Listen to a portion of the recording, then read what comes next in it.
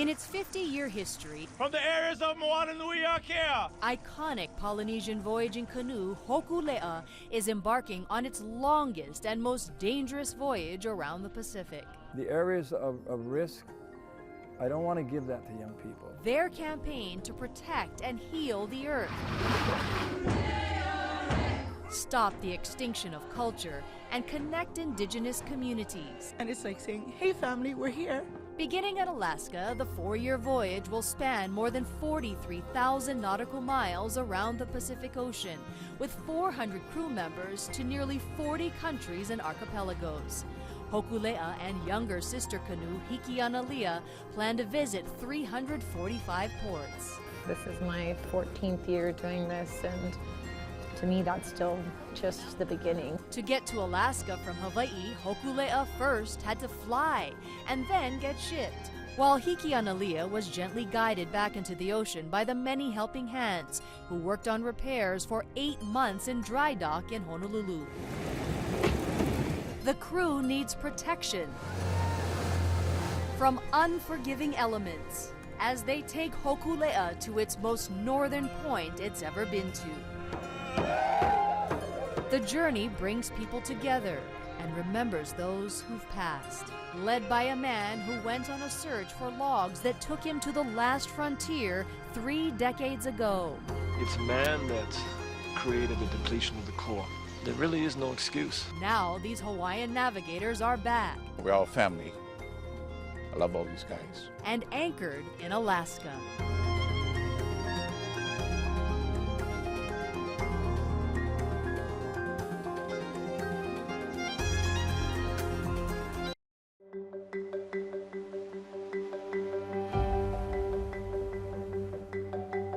Moananuiakea, a voyage for Earth, will take Hokulea from its home in Hawaii to the West Coast, South America, Satawal, New Zealand, Japan, and Tahiti over the next 4 years.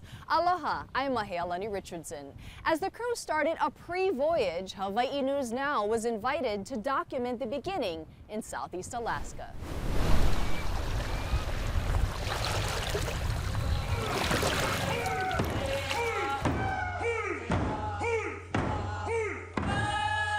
Does your intent outweigh the risk? Well, this particular trip, it was keeping a promise to a very dear friend of mine. To get to Yakitat, an isolated town in southeastern Alaska, the only way in is by plane or boat. Only 600 people live here, while cold, crisp air and pristine nature surrounds you. Before kicking off Moananuiakea, the 4-year voyage around the Pacific in June, the crew is doing a heritage sale to say thank you to indigenous communities in Alaska, especially the family of business, political, and cultural leader Byron Malat, who was born in Yakitat and passed away 3 years ago. Malat donated 2 spruce trees used to build a second Hawaiian canoe, Hawaiiloa, more than 30 years ago.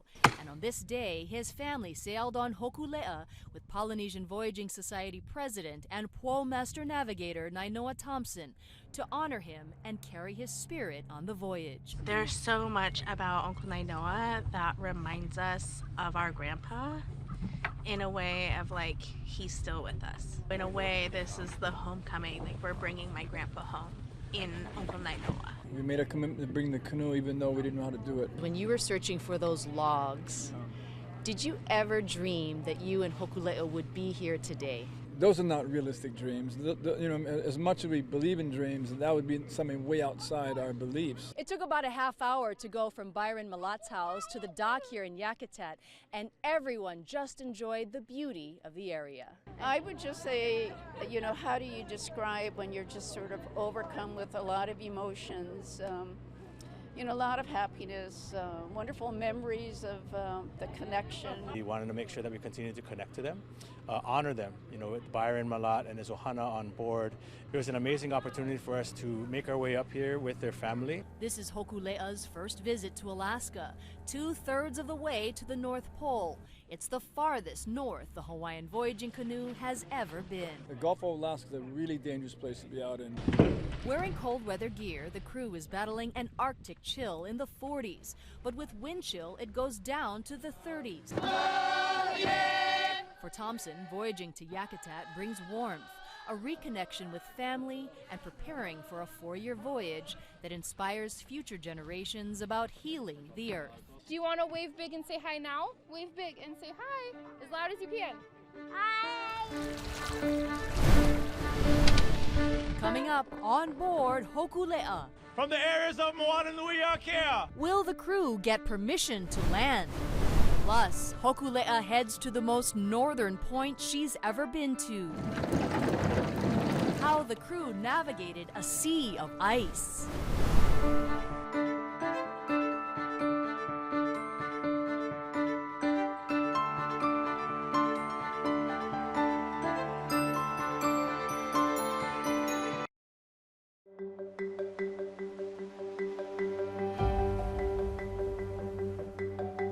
Moananuiakea is the great expanse of ocean. The voyage to Alaska honors a bond that goes back thousands of years. So jump on board as this Hawaiian crew gets a warm welcome and then is surrounded by ice. Grab your gang together and just make sure you go through all the tricing lines, no mistakes, okay? Kelly line off, let me know when you got it off. Leaving the dock at Yakitat Bay, Alaska, Polynesian Voyaging Society President and Pole Master Navigator Nainoa Thompson leads with calculated intensity to make sure Hokulea and her crew are safe. While everyone is bundled up, Thompson wears his trademark rubber slippers. It's a short sail to a place called Sandy Beach for a welcoming ceremony. Every person on board has a task. For the crew, navigating through Alaska currents is a new experience. It's so different. The current is very different. Its water is very challenging in a way. The weather changes really quickly, so we have to adjust. Here we go. Inhale. Exhale. Even this reporter got the honor to help with the back-breaking job of steering Close the front sail. and learning the ropes. The crew unwrapped Hokulea's giant sails to harness the power of the wind.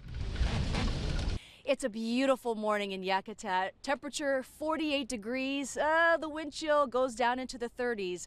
I can tell you that when the crew opened the sails of Hokulea, you could really feel its full glory.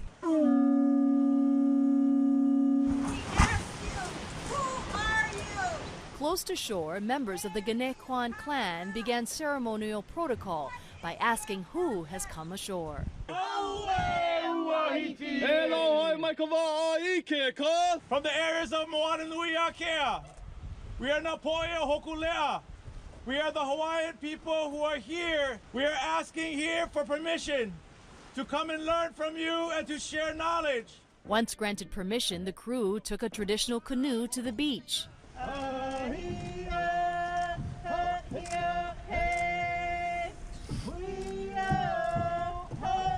With Thompson leading the way with paddle in hand. On land, a coming together of Hawaiian and Alaska natives to celebrate the historical migration and settlement ties between the two cultures during the 1800s. I still can't believe that we're here with canoe, and then all this time we put on this canoe to be ready. It was just worth it, you know, everything is coming together. Then a gift of warm blankets, symbolic of the warmth enveloping the crew. The last canoe arrival to Yakitat shores was around 1900. So Hokulea has given these Alaska natives an opportunity to practice this welcoming ceremony for the first time in more than a century. After today's ceremony, the crew will take this Yakitat canoe back to the Hokulea and then sail back to the dock from Sandy Beach. It's an honor to us, and we're so happy. We've been looking forward to this, so happy. Welcome to Yakitat. Thank you so much. The trek from the Yakitat boat harbor to Hubbard Glacier takes about an hour by small boat. Captain Larry Bemis takes a couple of Hokulea crew members to observe the conditions before the Hawaiian canoe and the rest of the crew arrives. Temperature is 50 degrees. It's an almost mystical scene. towering mountains on each side with massive, brilliant blue icebergs several stories high. We're right at the face of Hubbard Glacier. We just passed Egg Island. We're approximately 2.2 miles. Over 75 miles long and 7 miles wide, Hubbard Glacier is known as the largest glacier in North America that's created by tidewaters. Unlike other glaciers, it appears to defy the effects of climate change by actually growing in size. I think it's awesome. You know, we normally only see these things in pictures, right? So to come out here and experience it, I don't know. I don't have words for it. It's pretty amazing. The Hokulea is now more than 2,800 miles north of Hawaii. To get close to Hubbard Glacier, it's a more than 20-mile sail from Yakitat Boat Harbor through Disenchantment Bay. So the boat captain is trying to get us as close as possible to Hubbard Glacier. It is almost 300 feet tall, and we're told it's bigger than Moananuiakea Bay. Quite a magnificent sight. The deep blue ice shows just how dense and packed it is. The sight of collapsing ice and tsunami-like waves is intoxicating. We got about, I don't know, half hour or so. But our boat captain knows we cannot overstay our welcome. The shifting currents are bringing chunks of floating ice. Things can change in a matter of minutes for ice flows, currents, trying to get as close as I can without getting closed off. Okay, the boat captain just had us drive through a lot of ice, and that noise was a little unnerving, but look at one of the crew members just picked up this huge chunk of ice, and if you look really carefully, you can see bubbles in it. It took about 3 hours for the Hokulea to sail within a few miles of Hubbard Glacier, but the Hawaiian canoe couldn't get too close as the icebergs could damage its fiberglass hull. The whole crew's going, yeah. So Polynesian Voyaging Society President Nainoa Thompson jumped on board the smaller vessel and sent a message back home to Hawaii as Hokulea made history, sailing the farthest north she has ever gone. We are 2/3 of the way from the equator towards the North Pole. And by the way, it's like really, really cold. Hokulea seems almost out of place in these frigid conditions. It's a place of extreme cold, extreme climate, and extreme life. But Hawaiian voyagers continue to push their limits and global boundaries for protection of the Earth. Coming up, from food to fishing to surfing in Alaska, see the crew charge the icy waves.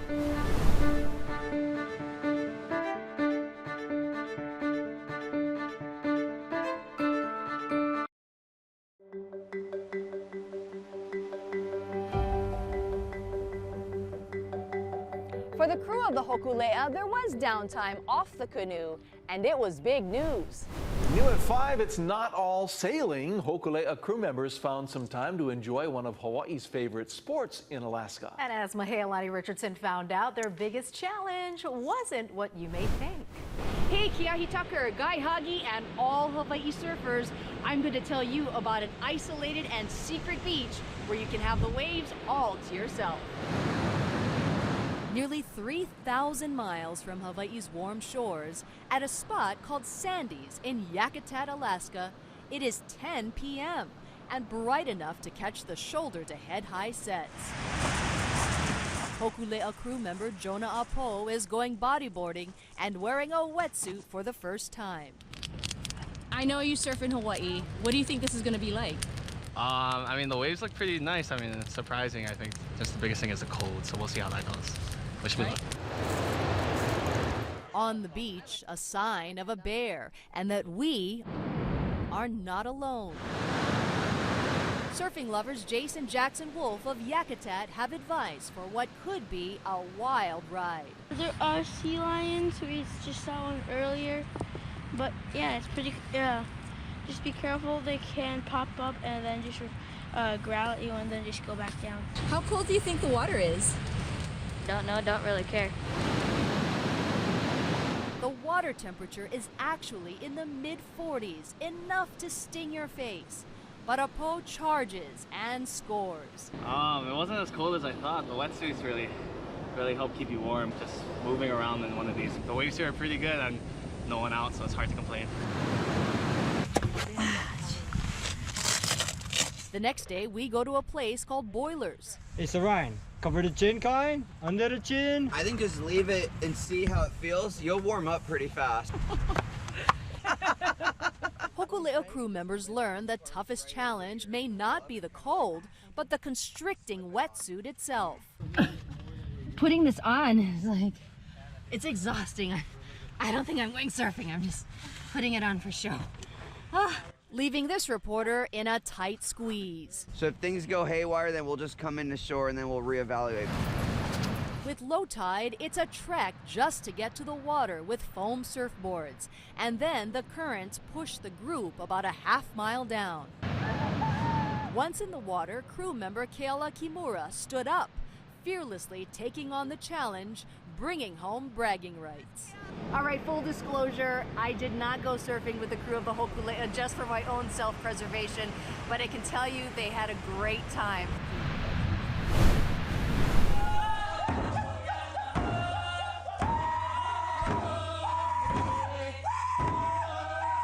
It's a celebration and feast to welcome the crew of the Hokulea. There's fish spread and deviled eggs. This is nayari. It's like half smoked, then baked a little bit. Plus bountiful trays of fresh-caught salmon. Smoked salmon sushi, herring eggs. You just missed the season, so they're still pretty fresh. Smoked oysters, cream cheese, Yum. and some village wasabi. Yum.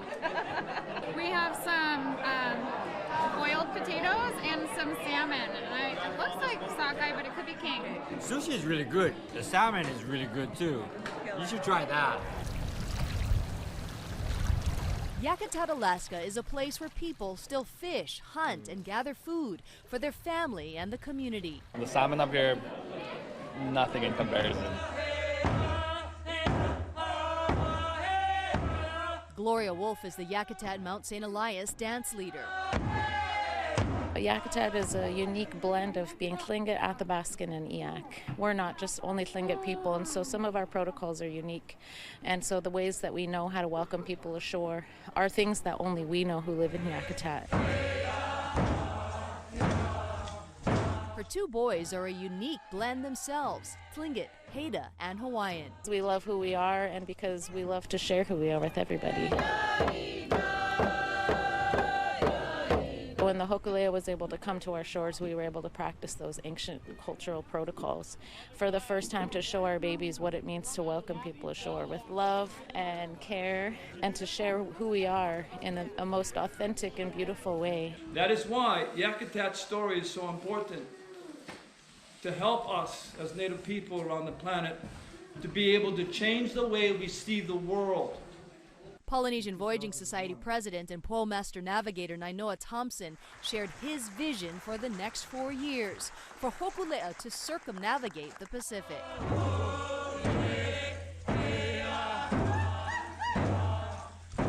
With a mission to reclaim culture, traditions, and our island earth. We must come together as ocean people. In Hawaii, salmon comes from the market, but in Yakitat, Alaska, it's reeled in fresh. Our Mahealani Richardson landed the catch of a lifetime alongside the crew from the Hokulea. Crew members of the Hokulea took separate boats for a day of fishing. The waterway is so expansive, no one else was around for our first try at fishing for king salmon. This is herring. Yakitat fisherman Ralph Wolf was our guide and showed us the ropes. That's it. That's all I run. Just like that. And we were trolling for 10 minutes when all of a sudden, fish on. Here we go. Okay, look, that is a king salmon, my friend. Okay, come back here. You're on. That's when things got real. Keep reeling. Reel. Allison Blair, where are you? You need to be here right now, Allison Blair. We're gonna get us some king salmon. It was a 20-minute struggle. Careful, it's gonna run again. Let it go. You can't give up now. It's right there. It's right there. You gotta tire it out though. Or tire you out, either way. Yeah. canoe. Oh, no! Real. Don't let it. Got it. Made it. My first king salmon. Made it. Oh, that was exhausting, but so worth it. That's a good Yeah! This 30-pounder didn't get away, and we're told the fresh catch was shared by the community and Hokulea crew the next day. Mahea Richardson in skins. I love to see it, Mahea. First of all, is your arm sore? Yeah, Allison, I know you fish a lot, but wow, I was sweating all over. It was really tough. It was so fun watching you reel that fish in. Was it a rush? Tell me about it. Well, first of all, here's the backstory. We had 2 hours to go fishing that day, and that was because that was our last day in Yakitat. And so we had 2 hours, then we had to jump on a plane. So there was no going back to shower up afterwards. So they said, "No worry, we got this." 2 hours, 10 minutes it bit. And then it felt like eternity for me to reel it in. And you got your permits, you got your stamp. Yep. So she's all good there, guys. Yep, all legit. Go ahead and talk to me a little bit about, it's the very beginning of king salmon season up there. I want to know, are there a lot of boats on the water? You know, it's hard to judge because there were several boats of crew members from the Hokulea out there, but because the area is so large, so wild, it was like we had the entire ocean to ourselves. I mean, there were people out there, but it was truly like we had the place to ourselves. So you were actually on the ocean because it looks so incredibly calm there and you're really close to shore. Yeah, we were really close to shore, but there's several different waterways within Yakitat, so we were right outside of Byron Malat's house, so it must have been a special place. He's a former leader and late leader of Yakitat, so it was a blessed place. What was the best part when you finally got it in the boat? What did you think? I was just so relieved because, okay, I gotta admit, we were on camera, right? And we had 2 hours to fish, and I just kept saying in my mind, don't let go of this pole. Don't let go of this pole. 1, because I didn't want to embarrass myself, and 2, I didn't want to embarrass our guide, Ralph, who did such a great job just getting us there in the first place. If you listen, we saw the actual raw video of all of this. I watched it all because I was so jealous that you got this opportunity to go fishing. He was really a great coach, walking you through it, telling you what you needed to do, because if you haven't done this before, it's not as easy as someone might think it is. Oh yeah, it's incredibly physical, and he knew immediately that it was a king salmon just by the way the line was moving. He said it does this. I can't even imitate it, but he showed a different way of how he was doing it. But props to Ralph. You know, he's part Hawaiian. He has family in Waimanalo, so it was a great experience with him, and all of the fish went to the community the next day. Ralph, when you're out here next time, we're gonna have to take you fishing. Yeah. And I have to admit, Allison, that was my first time real deal fishing besides just, you know, bamboo pole kind with the stream and tilapia. So I've got to say thanks so much to Ralph Wolf for being such a great fishing coach. Well, I loved hearing all about it. Thank you so much for joining me here today. And I can't wait to see more of your stories from Alaska coming up. Coming up, students from Kamehameha schools prepare for a welcoming ceremony. Plus, the community in Juneau comes to see her ceremonial arrival. This is the greatest movement that's happening now to restore the earth. And the reason why they need you, because you guys clearly have shown the growth and the shift and the change and the power and the conciseness of your word about how clear you are about 2 things. About 1 thing, love. Of your family and your home.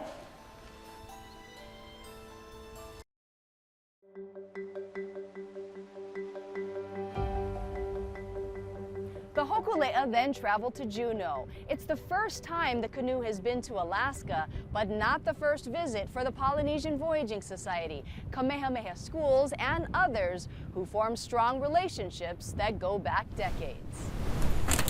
Students and leaders from Kamehameha schools arrived in Juneau after a long trip from Honolulu.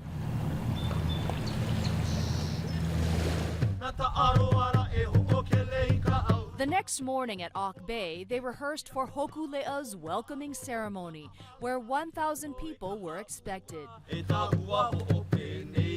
For the Kamehameha group, this ceremony is about coming full circle.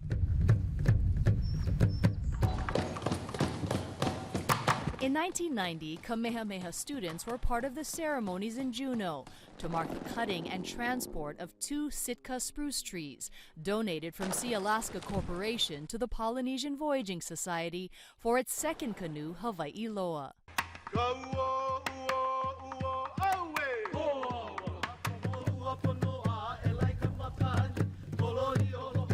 The hula and mele, or songs honoring ancient Polynesians who mastered voyaging by canoe, remain unchanged for generations. During a break in rehearsal, we showed students some video from that ceremony back then. It was kind of like, it was pretty cool because like seeing like the people who taught us and people on this trip dancing the same things we do, just like, it's kind of cool that we're following in their footsteps and perpetuating, I guess, what they started.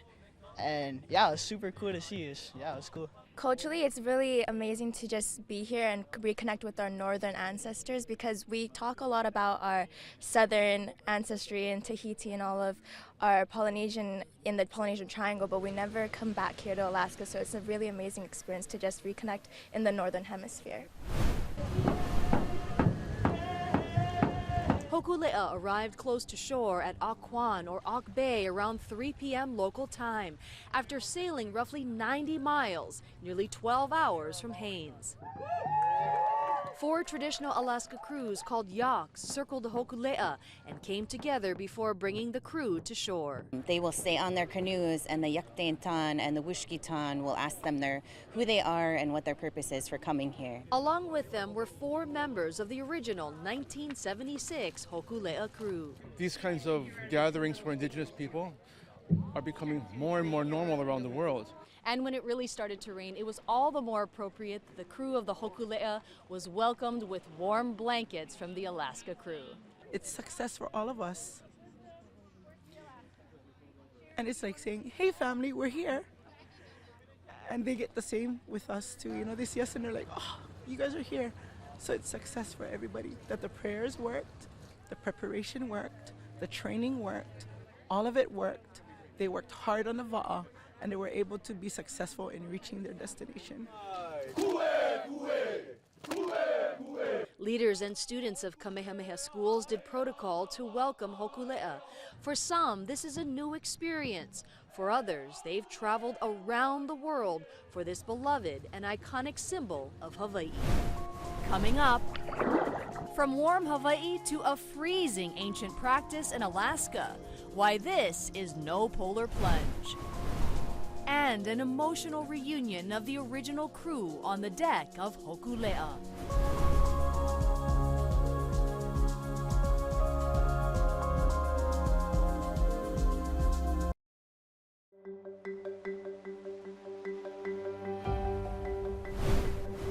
The Hokulea set sail on its maiden voyage from Hawaii to Tahiti in 1976, and we talked to these original crew members on the deck of the Hokulea, and it was an emotional reunion.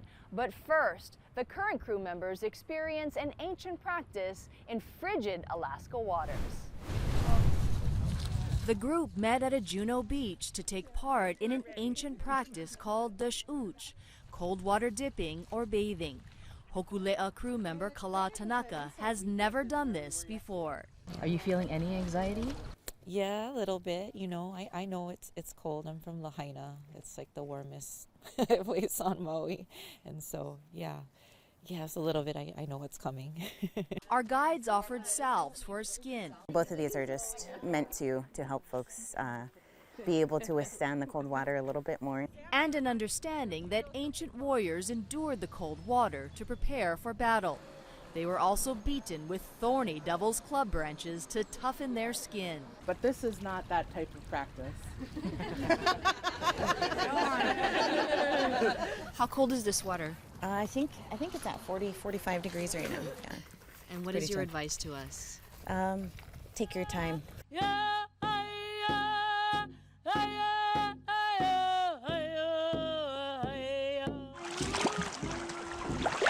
There was no pressure to go deep, and people went in at their own pace.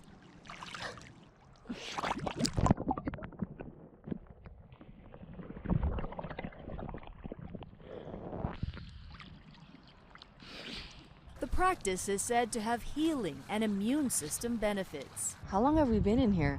I don't know. A while. Well, you forget about it after you're in it for a bit and you acclimate to it. And then when I heard them speak and the drums, it was okay. It just helps us remind what we're doing. Right.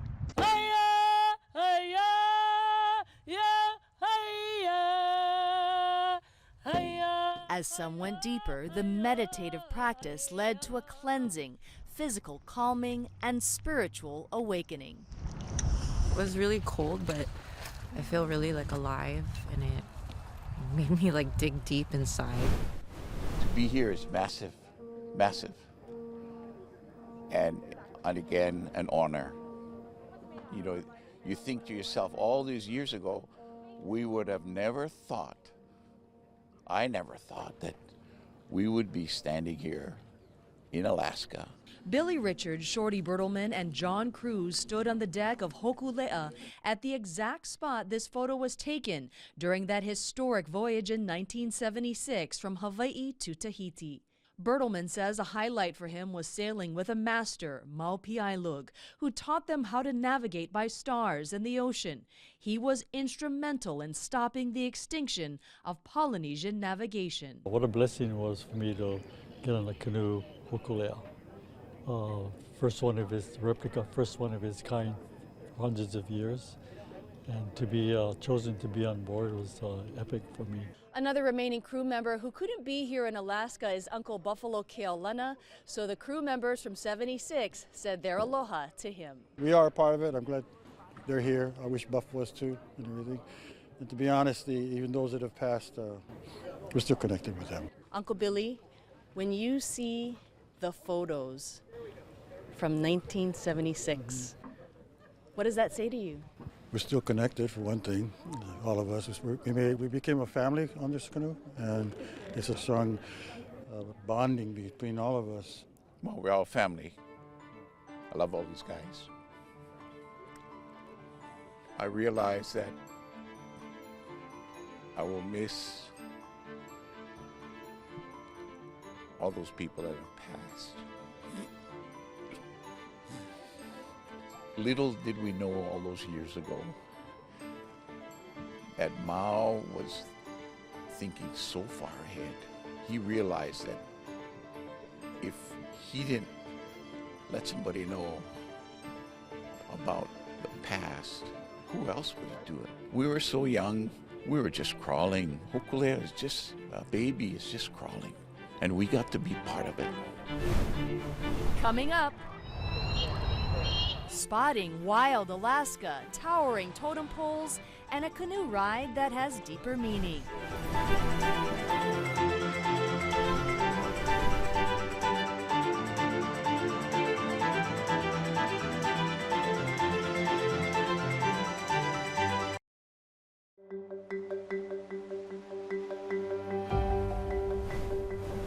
During this trek up north, Hawaii residents saw the beauty of Alaska wildlife and indigenous culture by sea, land, and air. Oh my gosh, we're seeing bald eagles fly all around us. What is this like for you? Oh, it's amazing. I can't believe how big they are, you know, and how many there are. So yeah, it's just beautiful. They're just making this amazing noise, this prehistoric scream almost. Chicken skin. I can hear it right now if we're just quiet for just a moment. Okay, let's listen to them.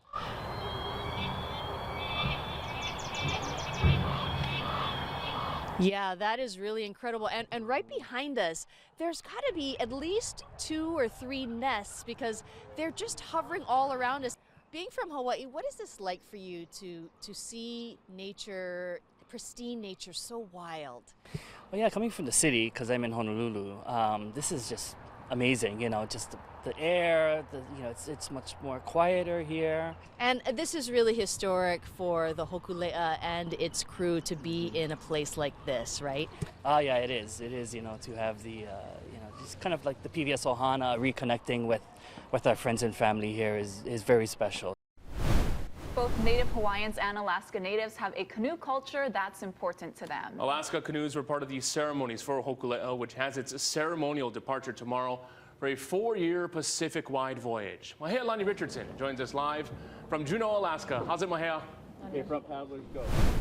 Oh, how's it, Mark and Ash? It is a beautiful day in Juneau. And right now we are on a va'a, a yak, and this is with the Wolf family and the First Alaskans Institute, also with the Klinkin and Haida, the Wolf family. Just wanted to say mahalo for taking us out and showing us part of the ceremonies that will be used, that have been used for the Hokulea. There she is right there at dock. I can tell you that it was an amazing welcoming ceremony in Juneau. 5 canoes circling her as she came into the community here. It was really emotional. And we have to introduce Ralph Wolf. He's the guy, you might recognize him. He helped me catch that salmon a couple of weeks ago. Ralph, aloha, and thank you so much for taking us here. What was it like for you to be a part of this ceremony and share your culture? Oh, it's been an amazing, feels like year, but it's been a couple of weeks now hanging out with the crew. You know, being part Hawaiian, I think it's really helped connect me to a different place and bring all of this together. So I think the meaning behind it and the effect that all we do and have in what we do, like paddling the yak or fishing or just living our culture, has really been brought out into a different light for me, and I really appreciate it. Absolutely. Thank you so much, Ralph. And you mentioned your Native Hawaiian heritage, and yes, you guys have a family in Waimanalo. Did you want to say hello to someone in Waimanalo from Juneau, Alaska? Yeah. Uncle Val and Auntie Vina, we just want to say hi from Alaska. We miss you guys. We love you. And we miss them too. We're so fortunate to be here, Gloria. And we've got your 2 boys here, Jackson and Jace. And they've been front and center with these ceremonies. They're part Tlingit, Haida, and Native Hawaiian. What does it mean for you to be able to see this with your family and your 2 boys? I think these are the ways our ceremonies are supposed to happen. So just bringing my boys really feels natural to be a part of the process. It's a way to make sure that they know they're a part of history. We have people to share in the future what happened, and I'm really looking forward to the ways that they can contribute, having been a part of it. We hear a lot about when the Hokulea came in 1995 and the way that it impacted them, and so now we get another generation of people who really care and live and exist on these va'as, on our yak. That's right. And you know, look at this paddle, and this is just some of the colors of your va'a, your yak, are so beautiful. The greens, the reds. Tell us about it. Yeah, so our artwork really tells the history and the story of where we are and where we've come from and where we're going, and our artwork is called Formline. And so these are all made of different forms of symmetry, and the way that they come together really just takes a lot of study, and you can tell the people who have been studying the art for a long time, they tell the history of who we are through our different animals, and the places that we exist and live tell the story of how we got here and who we are. And you were mentioning in Yakitat that by Hokulea being here, this allowed the community to practice some of these traditions for the very first time in more than 100 years. That's really incredible. That's true, yeah. This is the first time that Yakitat, who's 280 miles north of here and really not connected to other communities by roads, and it's an 18-hour ferry ride to get there, and so we know that it was a really big task for the Hokulea to come up, and by doing that, we were able to practice the first time of welcoming an indigenous va'a to our shores since colonization. That is amazing. Ralph, Gloria, and Jackson and Jace, thank you so much. You guys want to say hello quickly to your ohana in Waimanalo? Hi. Hi. Auntie, uncles in Waimanalo and back in Hawaii, thank you so much. And we're live in Juneau.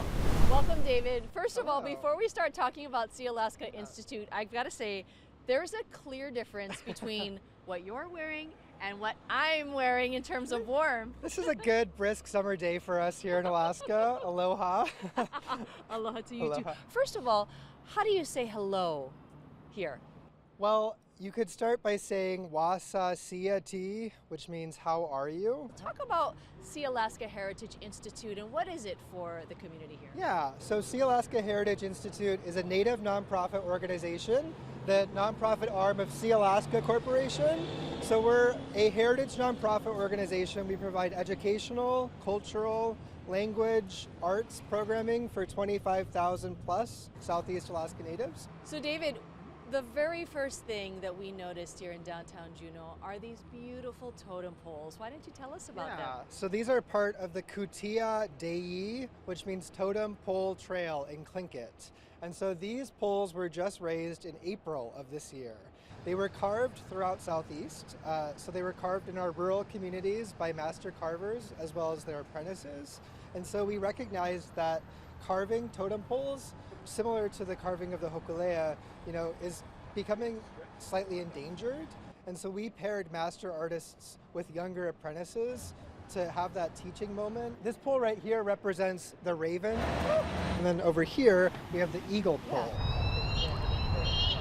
You could tell there are so many hands. Right. And a lot of care that went into this. Yeah. Talk about this one. Right, and so you can see, just like the individual chisel marks, how much time went into carving. These took about a year. David, as someone who is of this land, what does it mean to you to share this culture and this heritage and this beauty here? It's so special for us. We get to share our culture with non-natives in the community as well as visitors. Juneau, similar to Hawaii, receives a number of the visitor season. We're expecting 1.5 million this summer. And so it's such a blessing to be able to share an authentic experience of what it means to be native here. Coming up, Pacific-wide blessings for Hokulea's crew for their 4-year journey. Hokulea needs your strength. We need your strength. I am not asking you, I'm begging. Be with us. Let us take your stories. Let us take your home. We can do it. And show the world another way.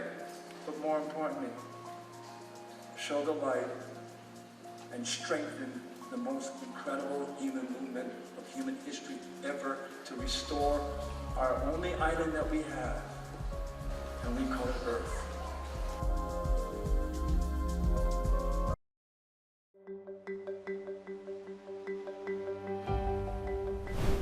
And first at 4, Hokulea's next historic voyage, days away from embarking. Hundreds of people from around the Pacific have made their way to Alaska for the canoe's grand send-off. The crew is expected to launch on a 4-year Pacific-wide voyage this weekend. Moananuiakea Richardson joins us live from a special ceremony in Juneau. Hey, Mahea. Aloha, Ash and Mark. Well, we are here at the University of Alaska Southeast. Behind me, it's actually a basketball court, but they have magically transformed this into the most appropriate place for all of the ceremonies, especially with some rain and inclement weather coming this way. But on the stage right now are members of Tlingit and Polynesian Voyaging Society President Nainoa Thompson, who just gave a speech. Now, today's ceremony is about blessing the crew and sending them on a safe journey.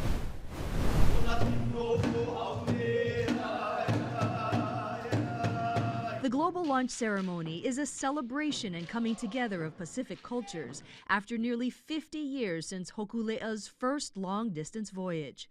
Moananuiakea is considered the longest and most dangerous voyage in its history. It's still here, and it's stronger than ever. What makes this voyage deeply personal for you?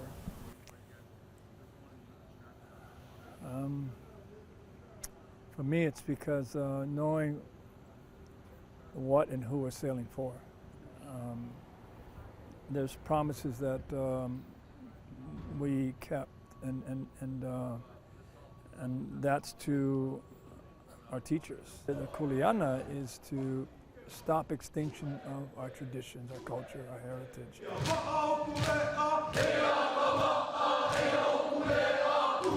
The crew honors the late Mau Piailug of Satawal, who taught Native Hawaiians how to reclaim their voyaging heritage using only the wind, ocean, and stars. Ma always says there's two storms. One is in nature, these beautiful, beautiful amazing, powerful place. But the one he said is more dangerous is the storm inside you, and it's fear. 36-year-old Lehua Kamalu is Hokulea's first female captain and navigator. You prepare for it, you train for it. You know, for myself, this is my 14th year doing this, and to me, that's still just the beginning. For many in the crew, the launch from Alaska is bittersweet, in memory of canoe family members who have passed. The last time we were standing on these shores, they were here greeting and welcoming, and so it's full circle, right? It is. It's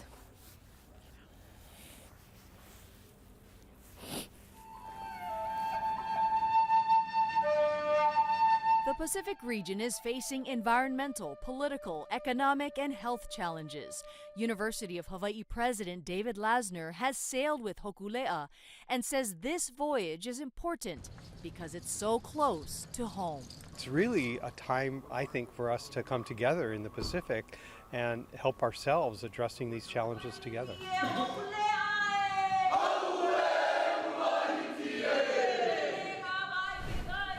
As the crew spreads a message of healing the earth, the iconic Polynesian voyaging canoe Hokulea is a symbol of Hawaii that's connecting indigenous people around the globe.